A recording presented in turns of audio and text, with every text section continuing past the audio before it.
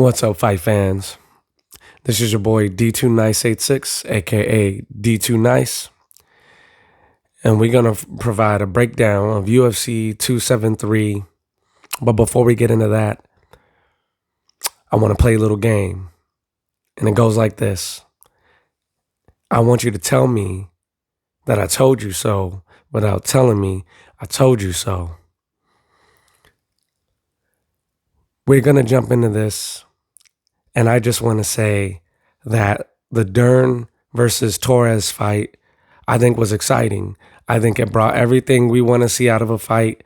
Kimura attempts, hard punches, wobbling knees. I mean, everything that you can possibly ask for in an MMA match. And I think that the Kimura attempt was beautiful. It had me on the edge of my seat. The one thing I will say is the reason why I think that Torres did not get the nod at the end of the day is that not having that capitalization when you have your opponent hurt really hurt her. And I think it was crazy because, again, one thing I will say is whenever you do have an opponent hurt, you still got to be smart. And I'm not saying play it safe, but you do have to be smart.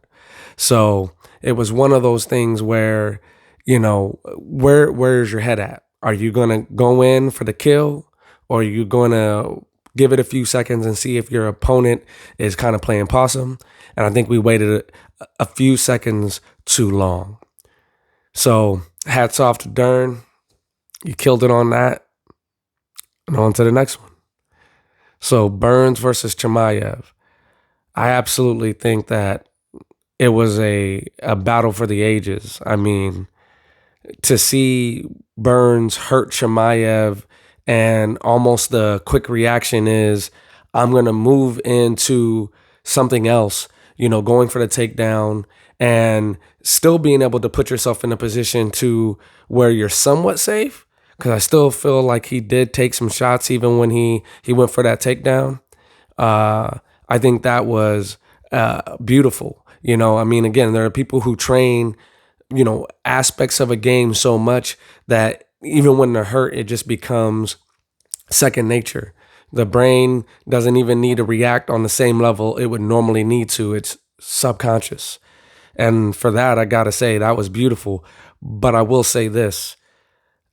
I honestly feel that Burns had Chemiev in more danger for that entire fight than Chemiev ever had Burns. And in that case, when you hurt a man and you're able to defend takedowns and you're able to keep him from getting on you like he's been able to do to multiple people, does that win you the fight?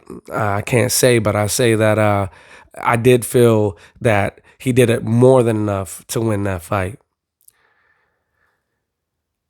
And the one that I know people were really itching for. I mean, don't get me wrong. I know Chemiev and Burns were the one that people wanted to see, but people wanted to see what Sterling was going to do. People wanted to see if Jan was going to be the force factor in getting that little yellow strap taken off from around Sterling's waist. And I will tell you one thing. He didn't get it done.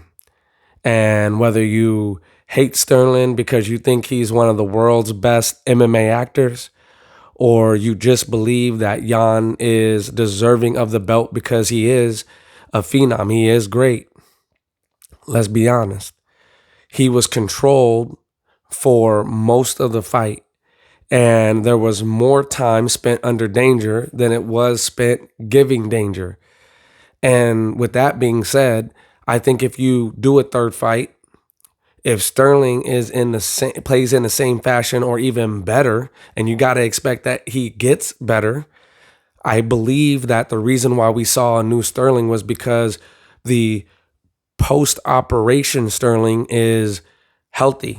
The post-operation Sterling is strong and fast. And I don't think that Jan had an answer for that this time. And maybe that's just because he felt in the first fight, it was easy and he'll coast through. I don't believe it. I don't believe so. People will use that excuse, but I don't think that Peter Yan slowed down when he was working out, when he was practicing, when he was sparring. I don't believe he slowed down for one bit.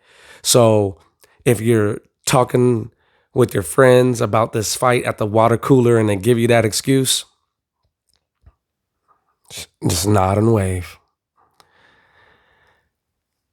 I gotta say one thing about that. Yan fought hard, but it'll be even better third time coming.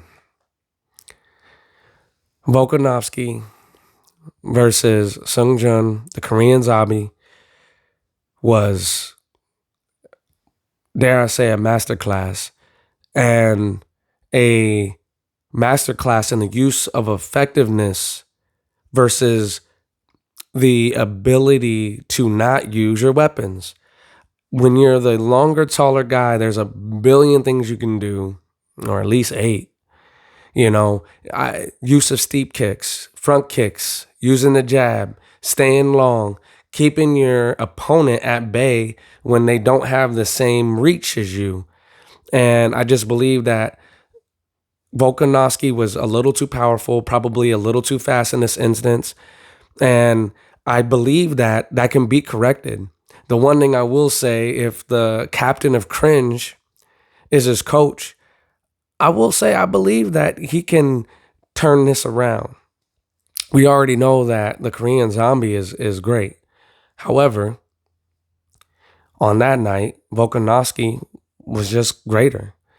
And he utilizes a lot of smart technique when he's in the octagon. And for a guy who, like I said, who's bigger and longer, not to utilize that reach advantage and not to keep that opponent at bay and maybe utilize that to kind of get him tired before you go in for the kill. It's amazing to me.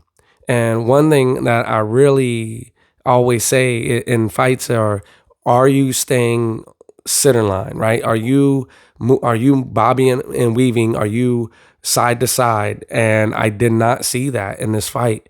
So you're going to take a lot more punishment, a lot more damage. It becomes that thing where if I have a target and the target is not moving, that target is easy to hit. So with that being said, congratulations to all of the winners. And until next time, this was your boy D Nice. This is the Who Are They podcast. And that was my review. Peace.